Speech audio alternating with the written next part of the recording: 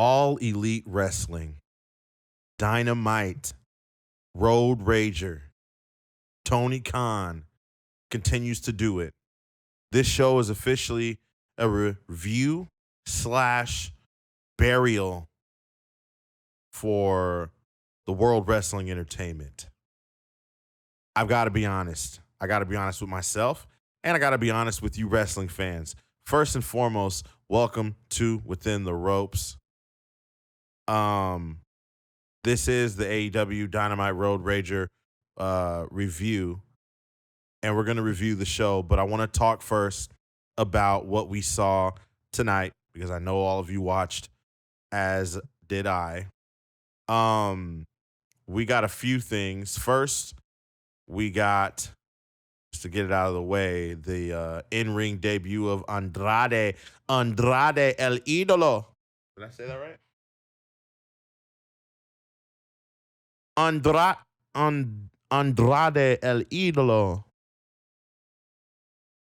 In-ring debut. But let's get on to better news, okay?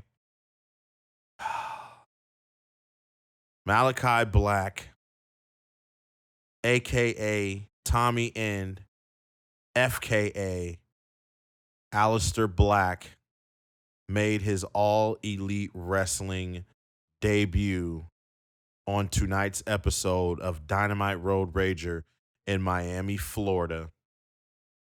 And boy, oh boy, was it one of the, in my opinion, the best secrets, the best bombshell, one of the best debuts that I've ever seen. And they planted it from the beginning, from the opening match. They planted this. As you know, the very first match of the night was Cody Rhodes versus QT Marshall in a South Beach strap. Oh, good old South Beach strap match. And during that match, the lights went out, and I'm like, technical difficulties, and it sure as hell seemed like that. And Jim Ross, Schiavone, and Excalibur did a wonderful job selling it as if it was just some technical difficulties, right? Everyone in the crowd probably figured the same exact thing. And I give kudos to Cody Rhodes and everybody else that was involved in that match. Everyone, the referee, everybody who was involved, I give them credit because they sold that shit like fucking water in a fucking 113-degree weather. They sold it. It was perfect. They got me. I was like, this is technical difficulties. So then when it later happened later on, when Arn Anderson was out there getting interviewed with Tony Schiavone, and I thought it was a little weird. I didn't think what happened was going to happen, but I thought it was a little weird. Why is Arn Anderson getting interviewed? I don't know. It just seemed strange, but I didn't think too. Look, they didn't give us too much time to think about it, honestly. Arn Anderson had the mic. He said it was great to have all the fans back. And he went on to, I guess getting ready to say what he was going to say, and the lights went off again. And I'm like, oh boy, this ain't good. Right? This ain't fucking good. And then the lights cut back on, and oh my God. Tommy End, Aleister Black, now known in AEW as MALAKAI Black, in just flawless fashion, just disgusting, it was disgusting. It was perfect. I enjoyed every bit of it. He hits Arn Anderson with a black mass. And then Cody comes out of nowhere. I don't know where Cody came from. He comes out of nowhere. They're staring each other down. And then he hits Cody with a black mass. And the crowd's going wild, chanting, Tommy, Tommy, Tommy. Jim Ross didn't know what his name was. He's like, Tommy End. Excalibur's like, that's not Tommy End. Doesn't matter. Tommy End, Aleister Black, Malachi Black, it doesn't matter. This is a big, it's a big deal. And I think WWE should be ashamed of themselves. And here's why. You mean to tell me that Lucha House Party is more valuable than Malachi Black? Aleister Black? I'm going to call him Aleister Black for this period while I talk about this. You mean to tell me that Lucha House Party, Lince Dorado, Akira Tozawa, you mean to tell me Akira Tozawa is more valuable and a better wrestler than Aleister Black? You mean to tell me that Drew Gulak, and Drew Gulak's a hell of a wrestler, he's damn good, but he ain't better than Aleister Black, Tommy End, Malachi Black, he ain't better than him. You mean to tell me that R-Truth, now don't get me wrong, Truth's my guy. Shout out to R-Truth. But when you're going through all these releases, you don't think to get rid of the people who you don't need to use? Get rid of the older guys and girls and keep the youth? Keep the future stars? Keep the people that worked their asses off for 3, 4, 5+ years and more? You mean to tell me that you get rid of those guys and girls that have worked day in and day out, night in and night out, but you keep the Lucha House Party? It doesn't make any sense. It just doesn't make any sense. Why?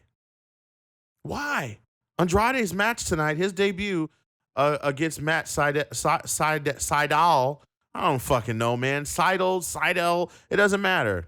It doesn't matter. Evan Bourne. Andrade's in-ring debut tonight wasn't much. It didn't make me go, yeah. Ain't nothing. But just to know that Tony Khan has Andrade, Malachi Black, I just know, I know there's more to come. And look, I've been one to get on here, whether it was my old podcast, whether anywhere, I have gotten on record and said that I think it's stupid, and I think it's one of the worst ideas for AEW to bring in old WWE stars. Stars, though. Not young talent, not talent that were there for 4 years and literally did absolutely nothing. Not those people. I've had a change of heart. It sucks. It sucks for WWE. It surely does look like All Elite Wrestling is the wrestling company and WWE is the entertainment company. If there was not any time ever where you could clearly see the two differences, you see it. Excuse me. You see it with the debut of Malachi Black tonight, attacking Arn Anderson and Cody Rhodes. And the electricity, the genuine reaction, the reaction that the fans gave was so genuine. It's something that you look for and that you just love about wrestling. I know for me personally, it's something that I love.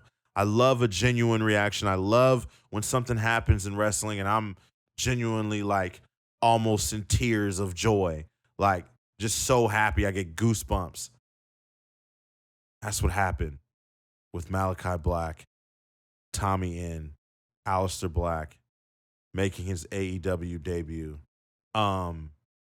This guy didn't waste no time. He wasted 0 time. He went on Twitch for a couple of weeks, did oral sessions with Renee, played a couple of video games, and now he's back to work. He said, nah,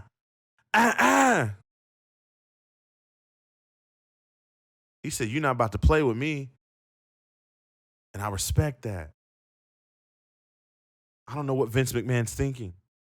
I don't know what the WWE are thinking. There's more. I mean, I only named a few. Humberto? Is Humberto really worth keeping? Humberto. Is he really worth keeping over Aleister Black? Tell me. I mean, you can honestly get rid of some of these UK and NXT. You can really get rid of some of them. I would sacrifice a chunk, if not all, of the NXT UK roster to keep Aleister Black. I would. If it's about money, if it's about budget cuts or anything like that, which I know it's a bunch of bullshit, but if it is truly about that, if it's a financial thing, I would sacrifice the entire NXT UK roster. You mean to tell me, and I'm going to go here. I usually wouldn't go here, but I'm going to go here. You mean to tell me Eva Marie is more valuable and a better wrestler than Aleister Black? Are you kidding me? Eva Marie's better than Aleister Black. That's the message that Vince McMahon is sending. You know, and I used to think that this was just a boss move, that Vince McMahon was just making boss moves, that billionaire moves, like, yo, it is what it is. You know, you used to think if Vince McMahon doesn't see any value in you, then maybe.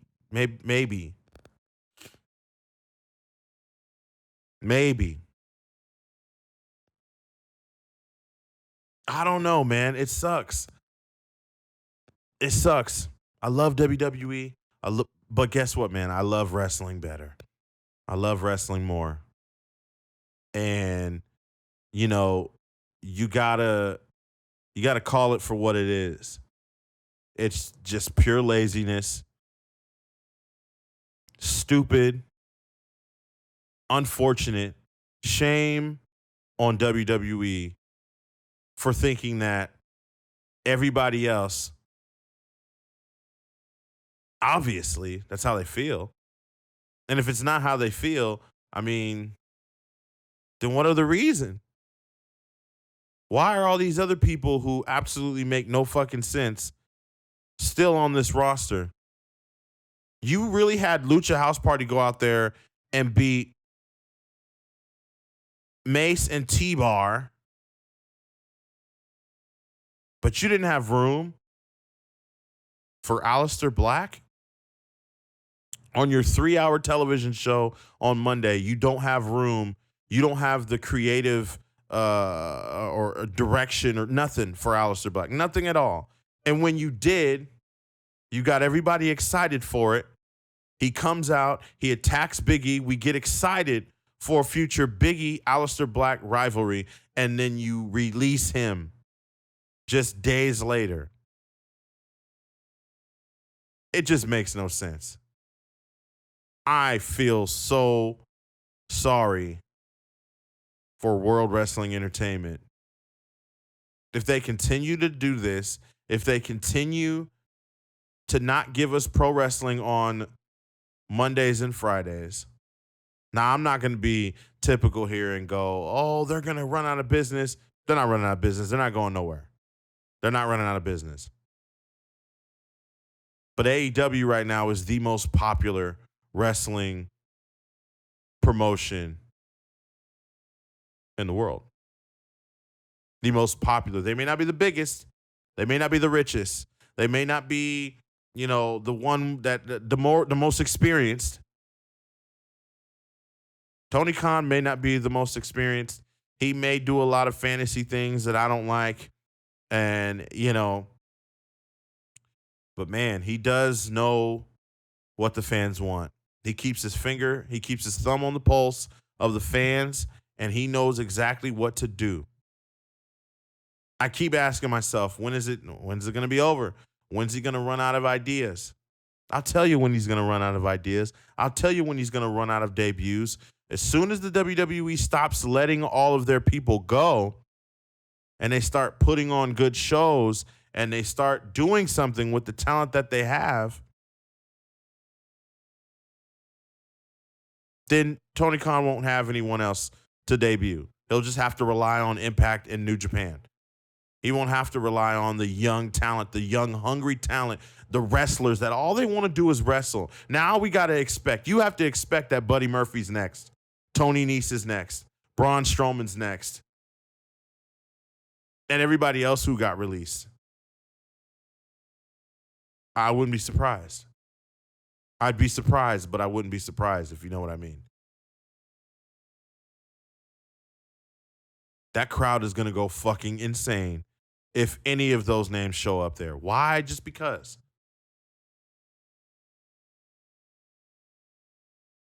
It's unfortunate. Shame on WWE.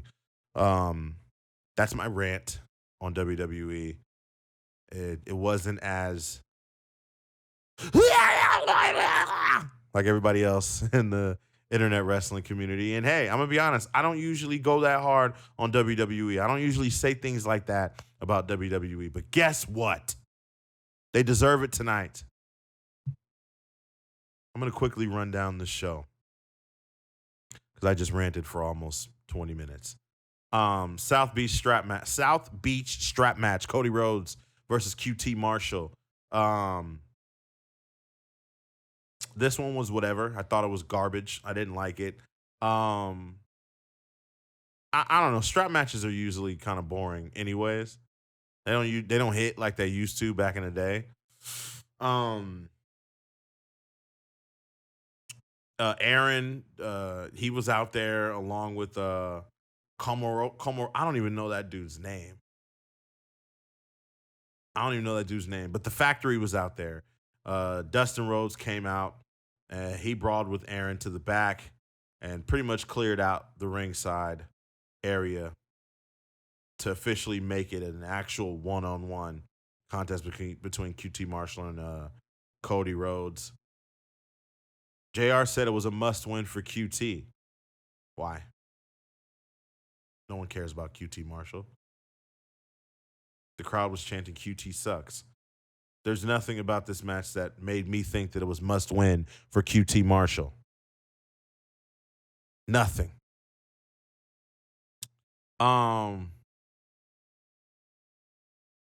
Cody Rhodes hit the Cody Cutter in the center of the ring as the crowd began chanting Cody.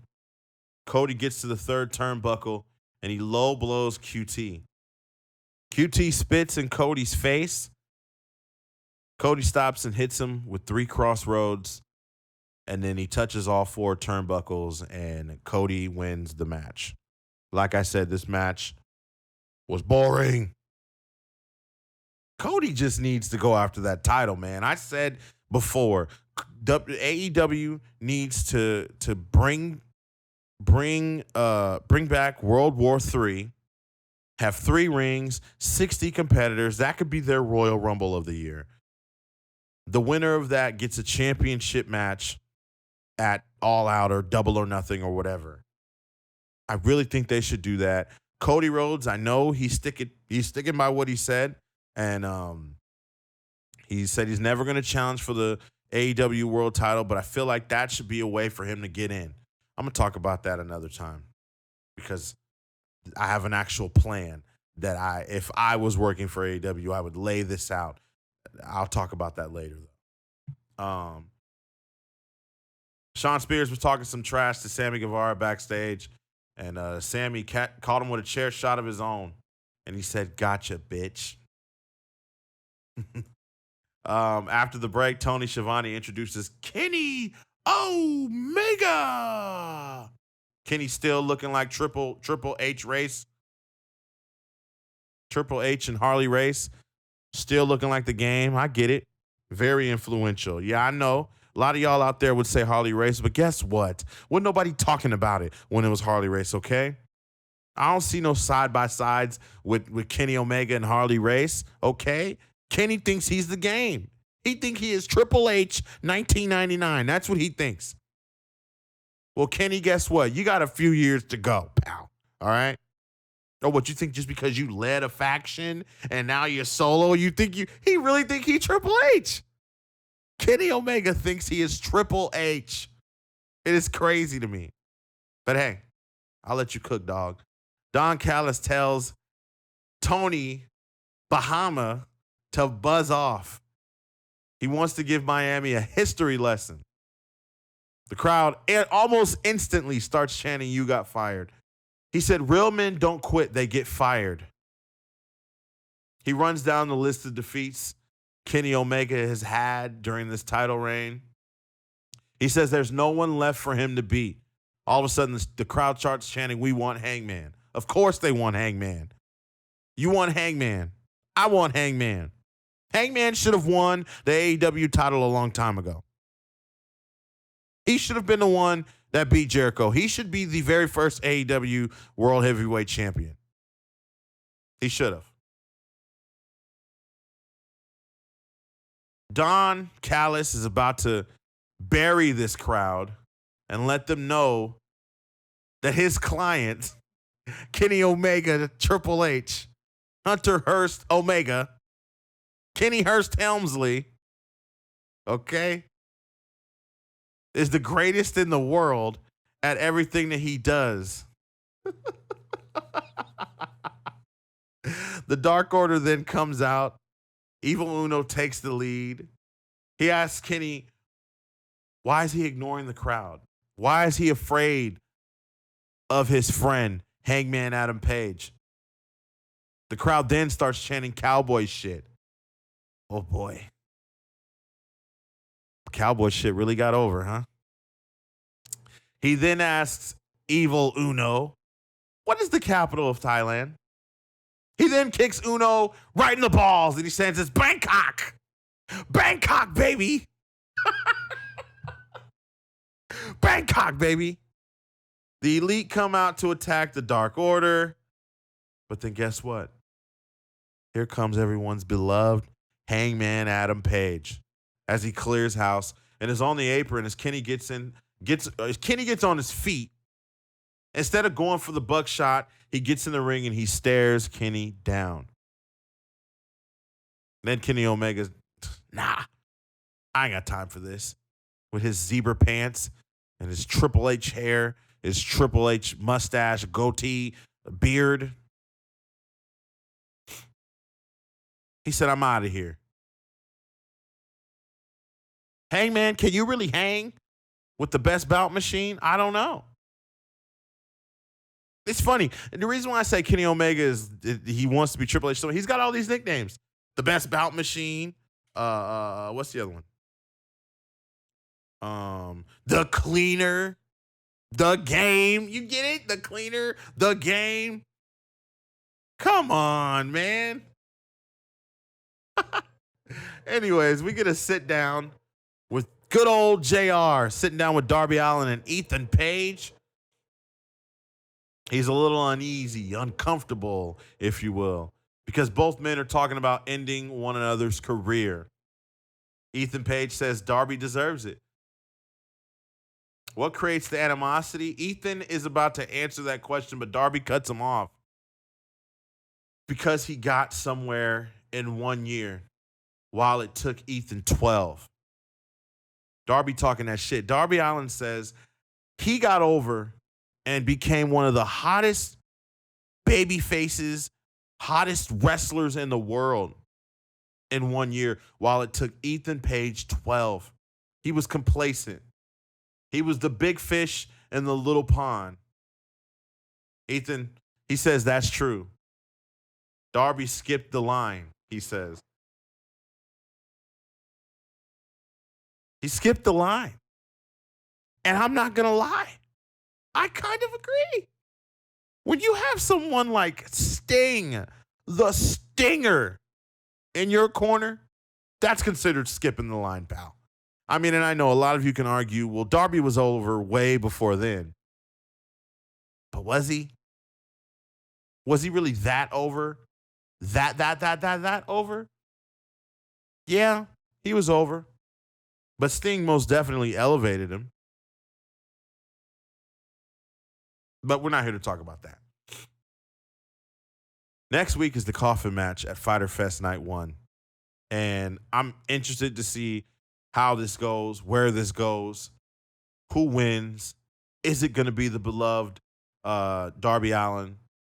Or is Ethan Page going to get a victory and make Scorpio Sky look like the biggest fucking reject in AEW even more? Because again, where the fuck is Scorpio Sky on this show? You tell me, wrestling fans. The next match we get is FTR and Wardlow representing the Pinnacle going up against Inner Circle's Jake Hager and Santana and Ortiz with Tully Blanchard in the corner of FTR and Wardlow, and Konnan coming out hyped as hell, feeling like he's so excited to be back in front of a crowd, which is really, really nice to see. Really, really nice to see. This match was, your typical trios match, all over the place. Ortiz,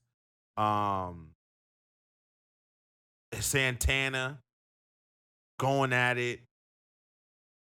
FTR going at it. It's brutal. Dragon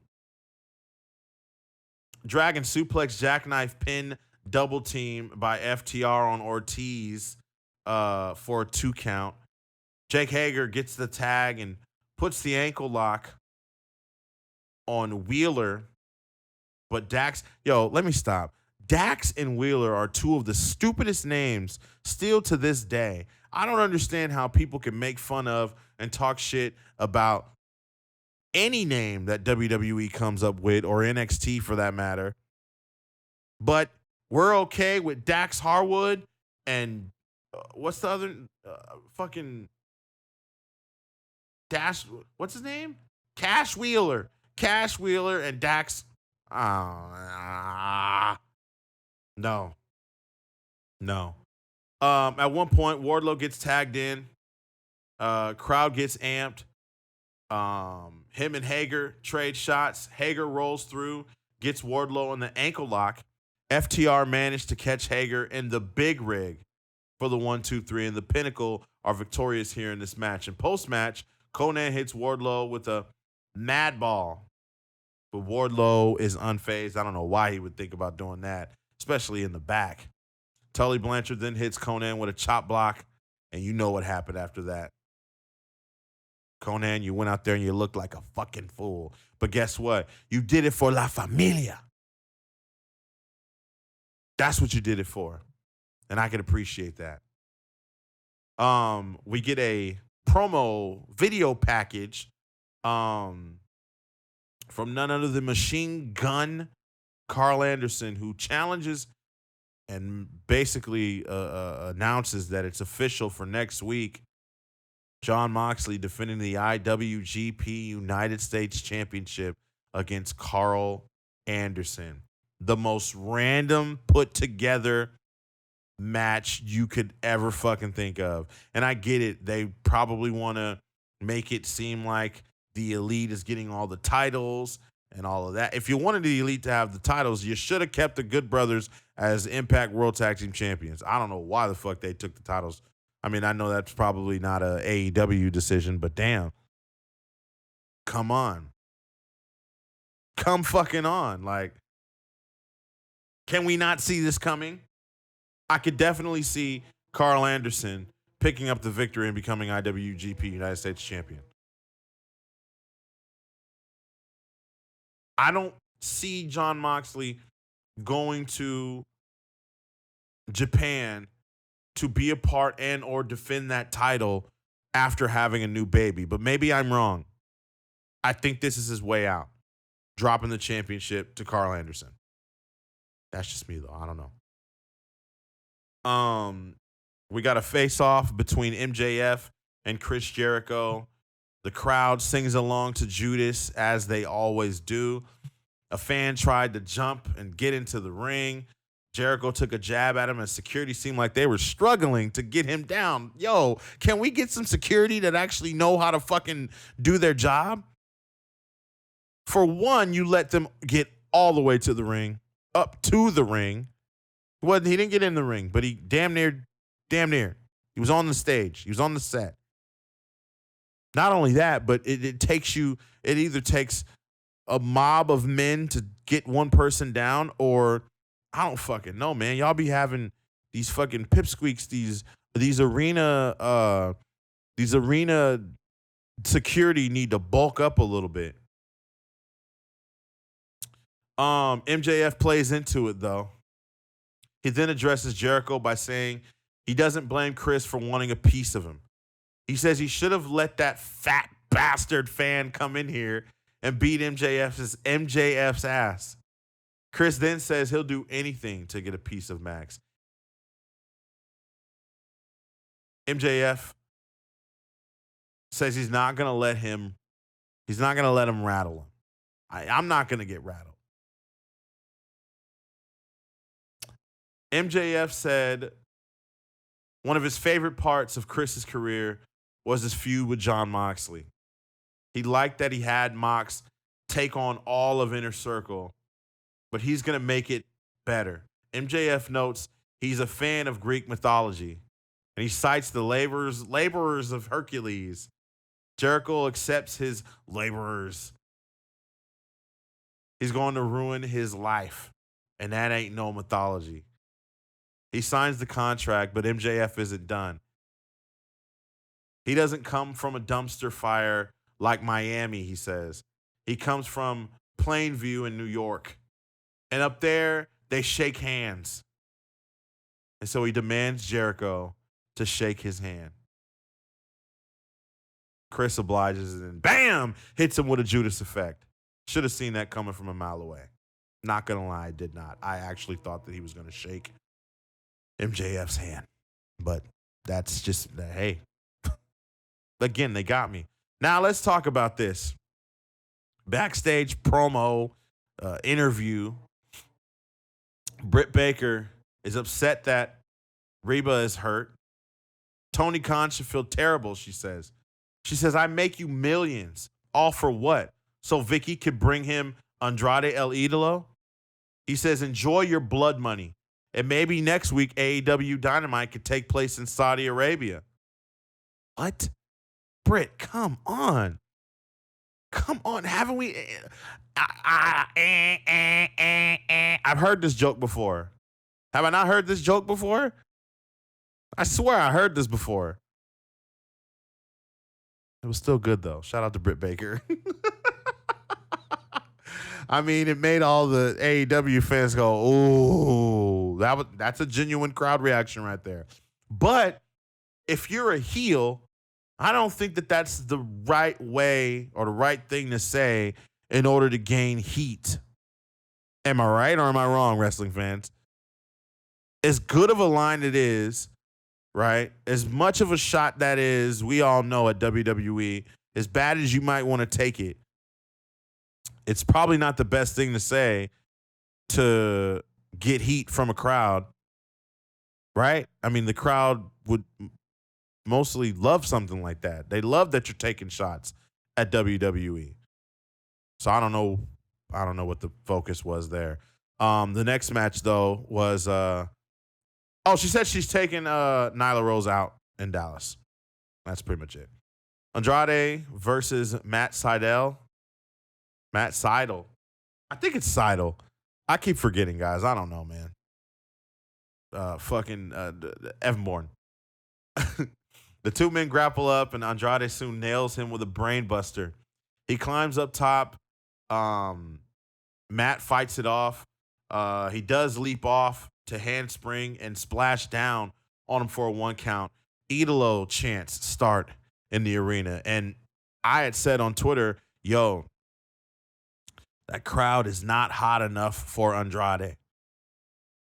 I don't think this is going to be as big as people think it is. Andrade, I don't think he was ever really looked at as the big star that some people think Andrade is. And I think it has, unfortunately enough, it's unfortunate. I think it has a lot to do with the fact that he just can't cut a promo. He's not a very good promo. Not can't cut a promo. He just doesn't have a good promo. People can understand him. And that's fine. I mean, I can understand it, but some people can't. Right? And I think that was probably the deciding factor when it came to Vince and why he didn't use him very much.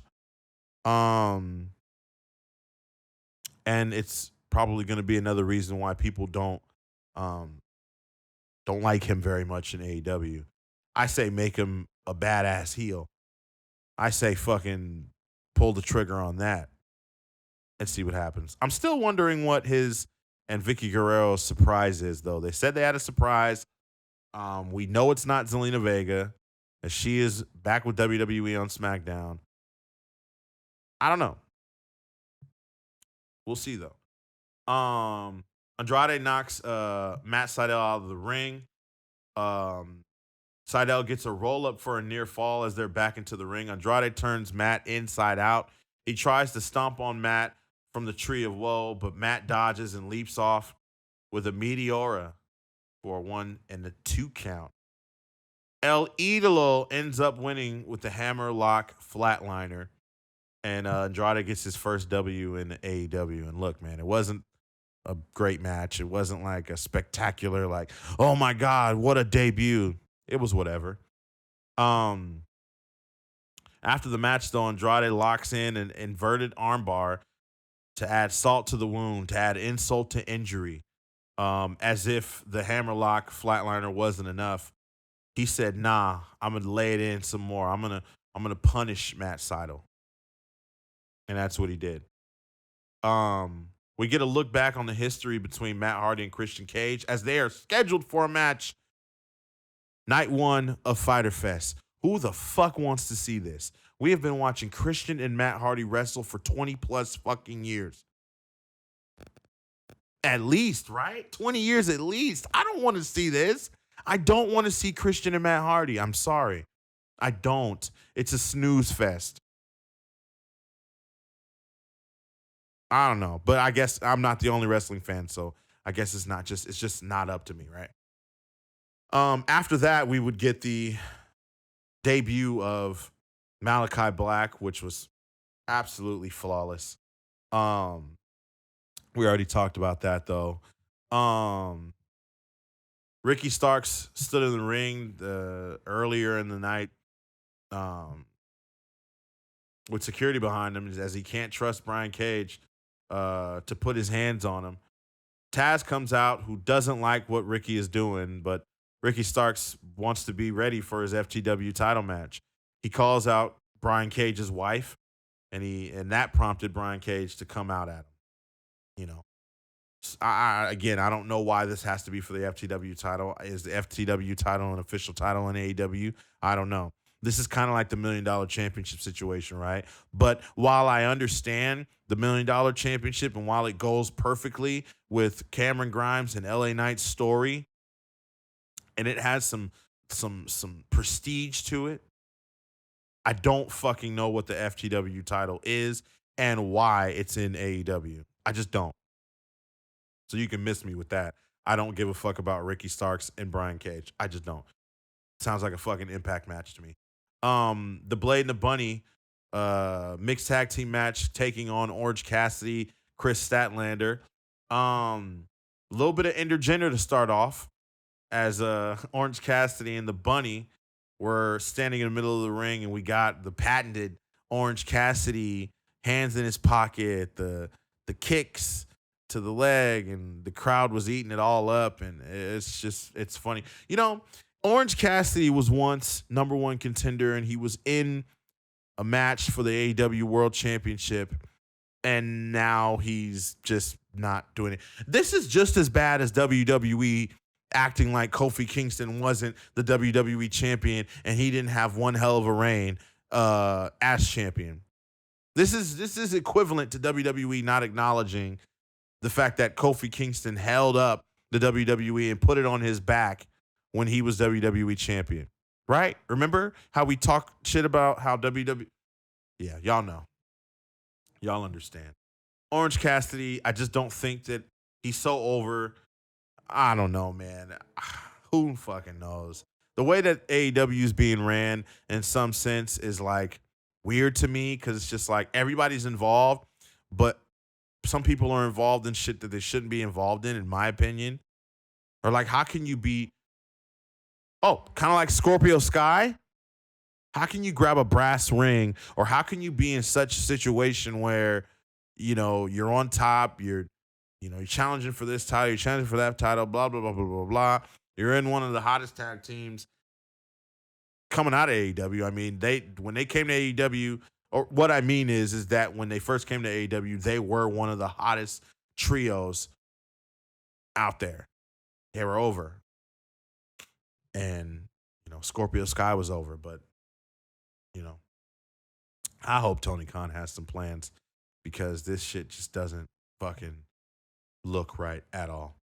A brawl between Orange Cassidy and the Blade on the outside. Bunny ultimately gets laid out by Statlander as she hits area 451, which looked very, very beautiful. Orange Cassidy covers, but the Bunny saves. He gets some brass knuckles. He, as in the Blade, hits Orange Cassidy with them. Statlander takes a note, tags herself in, which I think it happened so fast, I don't think people saw it. She hits the Big Bang on the Bunny for the 1, 2, 3, and Orange Cassidy and Kris Statlander are victorious in this match. And after that match, which is a pretty cool match. After that match, though, we got and I thought some more shit was about to go down. Jorge Masvidal, Amanda Nunes, and Dan Lambert are ringside. Lambert takes the mic from Tony Schiavone. Tony barely got any words out.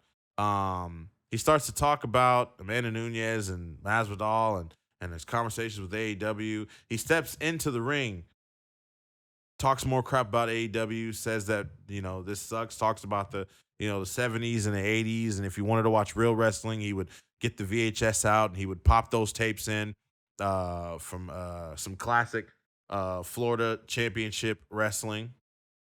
He says AEW sucks. He says always trust your instincts, right? Because he had a feeling. But he came because Tony Khan told him. Out comes Lance Archer, and he attacks him and gives him the blackout. This felt like Kane and Pete Rose to me. I really thought something big was about to happen. Maybe an MMA star or, I don't know, something. But it was just Lance Archer coming out to attack him, kind of like very, very Kane, Pete Rose-esque. So like I said, you can miss me with that shit because it was fucking stupid. That guy can talk, though. Shout out to Dan Lambert. He can fucking talk his ass off. He didn't miss at all. And a lot of what he said was true. But anyways, we get to the main event. All Elite Wrestling World Tag Team Championship match in a street fight. Penta El Cero Miedo. El Cero Miedo. And Eddie Kingston versus the Young Buckaroos. The Bucks come out wearing nut-hugging jorts. The nut huggers. The Cenas. Don Callis gets on commentary. Eddie and Penta tee off on both of the Young Bucks. Nakazawa gets his head kicked off. They go for Brandon Cutler in the ring. The Bucks try to take advantage. Eddie and Penta set up Nick for a Dudley Boys "What's up?" with a steel chair, and they hit it. Eddie and Penta set up a table at ringside and one upside down in the ring. Eddie Kingston gets planted on the table at ringside. Penta hits a Canadian Destroyer on Matt Jackson through the table at ringside. Penta gets nailed with a trash can. Nick Jackson nails Eddie for a near fall. Penta gives a sling blade to both Nick and Matt Jackson. The Bucks double team Eddie Kingston with a corner cannonball and a back kick combo. Eddie Kingston soon locks Matt into a rear naked choke, but then Nick Jackson climbs on top and hits a 450 splash on the fucking referee. Matt clearly taps before Eddie Kingston moves, or before Eddie Kingston's move gets broken up. The Good Brothers come out, and you know what's about to happen. Or at least you think, right? They get handled by the challengers, though. They get their asses handed to them by Eddie Kingston and Penta El Cero Miedo.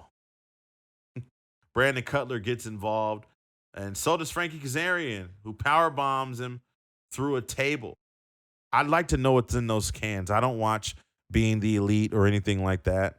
So I'd like to know what's in those cans.